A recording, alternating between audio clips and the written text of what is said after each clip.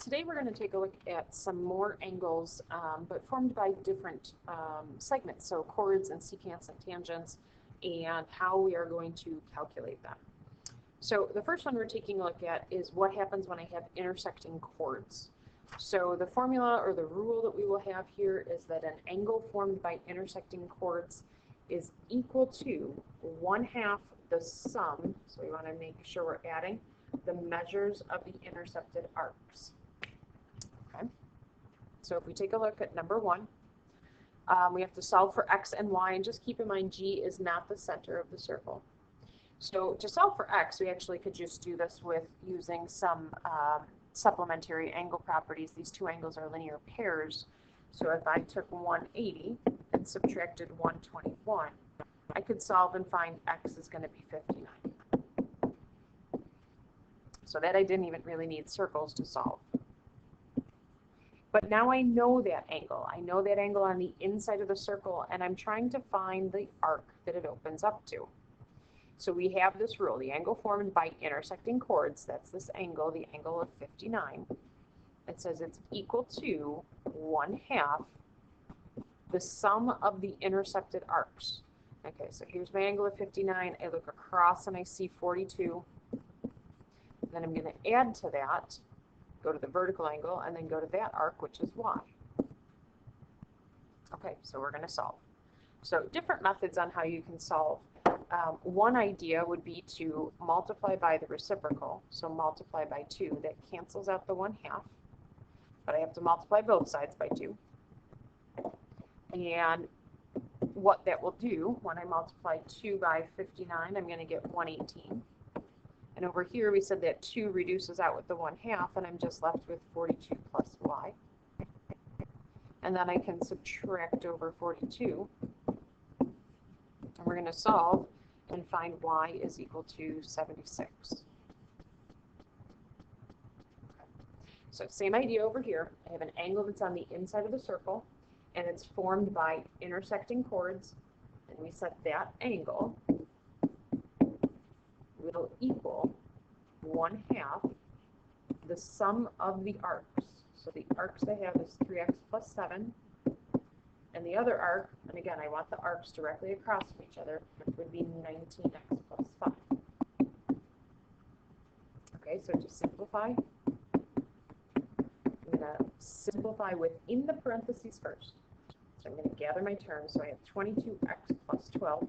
And then I told you from that last problem, we had alternate methods. I could, instead of multiplying by the reciprocal like we did on the last one, I could distribute that 1/2 through. So 2 different ways to solve something like this. So 12x minus 3 is equal to, we have 11x, and half of 12 we would have 6. So if I subtract that 11x over, I'm just left with x here. And if I add that 3 over, I'm left with 9. So we found x is equal to 9. Okay, so 2 new vocab words that we're getting. A line that intersects a circle at exactly 2 points is called a secant. And a line that intersects a circle at exactly 1 point is called a tangent. Okay, so you have a couple of pictures down below. Here's this line on the outside. I can tell you this line here, that's a tangent line. I see it's touching my circle at only one location. Okay, this picture is made up of both. So again, touching at one location, there's my tangent line. And a secant line, it says it touches at 2 locations. So here's 1, here's 2. So it's like a chord that has been extended outside the circle. That whole line, that's your secant line.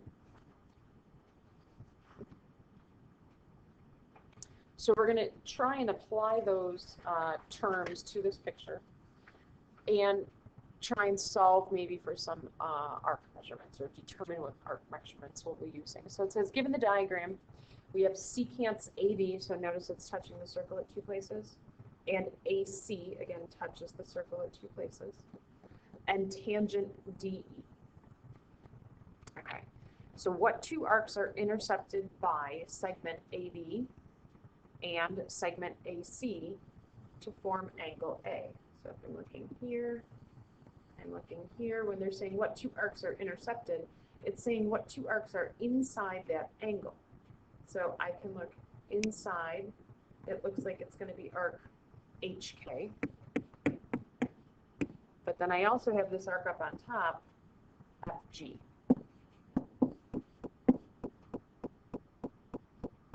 Okay. So I'm going to erase this, and we're going to try the next one. It says, what arc is intercepted by secant AC and tangent DE? Okay, well, the arc, and it says when they form angle AKD. So here's angle AKD. We're looking at this one right here. So the arc that those two intercept, again, it's what that angle opens up to. We're looking from F around to K.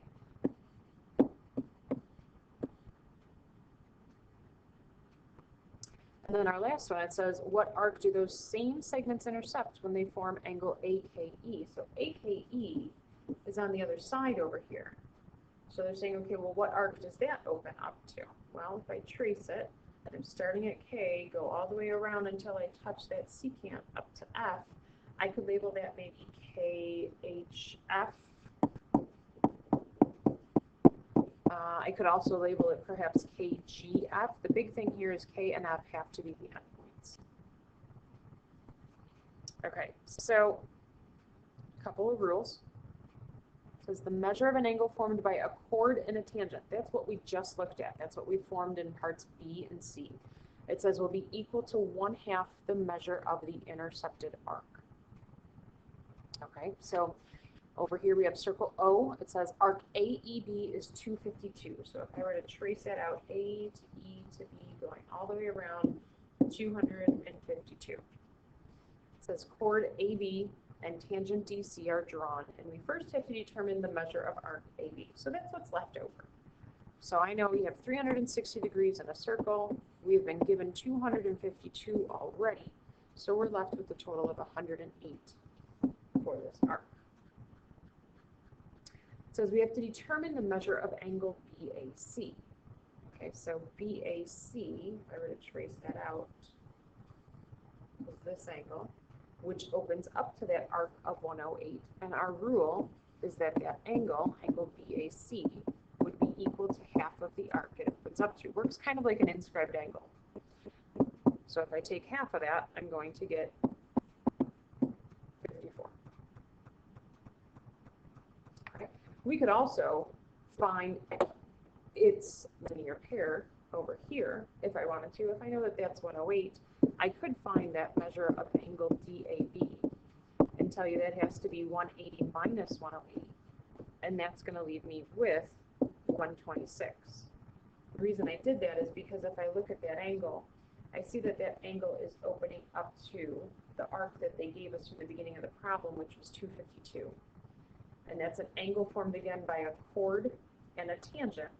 So our rule would be, if I needed to find the measure of angle DAB, it would be 1/2 of the arc. So 1/2 of 252, again, that's going to bring me right back to 126. So you can see we have multiple ways that we can solve this, using linear pairs, using our circle properties. And our last set of rules that we're going to take a look at. So what happens if I have tangents and secants and they form some angles? You're going to notice the formula looks similar to the one we started off with. However, we are subtracting. It's saying 1/2 the difference. So it does not matter if I have, here's a picture with 2 secants forming an angle, and notice that angle's on the outside of the circle. Or I have a picture with 1 tangent and 1 secant. And again, notice where the angle is located, outside of the circle. Or over here, I have a picture with 2 tangents, and the angle is outside of the circle. It does not matter. They all use the same formula. We're going to take 1/2. It's going to be this big arc minus the little arc. So if I want to try and simplify this, it says 1/2 the difference between the measure of the 2 intercepted arcs. I think to myself, it's going to be 1/2 big arc minus little arc. And that will always equal the angle, and that angle is on the outside of the circle. Okay, so if we try a couple below, so in the diagram we have a tangent and we have a secant, and it's telling us arc ED is 42. And since we're in circle C, that means C is the center, which means this segment here has to be the diameter. So that's helpful because it'll allow us to find this arc that we need. So if I remove the arc that we know from 180, that leaves us with 138 degrees. And we have to find the measure of angle A. So that measure of angle A, that's on the outside of the circle. We said up above, I want to take 1/2 the big arc, and I want to subtract out the small arc. And notice the big arc is always furthest away from the angle. Okay, so I have 1/2 the big arc minus the little arc. And if we simplify that, I'm going to have 1/2, simplify your parentheses first, 96. And so half of 96, that's going to leave me with 48. So we've just found the measure of angle A to equal 48. Okay. Try another one. This one, notice, is formed by two tangents. And notice they just stop. I can extend this out if I need to. They've only given us this inner angle, the smaller angle, smaller arc is 140. I need to figure out, well, how big is the rest of the circle? Whole circle's 360. So I could remove what I know from that 360, and that's going to leave me with, 220. Okay, so we set the angle. So is equal to 1/2 big arc further away minus the little arc. Okay, let's simplify inside the parentheses first, so that's going to get you 80. And so half of 80 is 40, and so you found the measure of that angle on the outside of the circle. Okay, we'll practice more of this in class. Keep these formulas handy so that as we go through this in class, you have something to refer back to. Hope this helped. Hope you guys have a great day.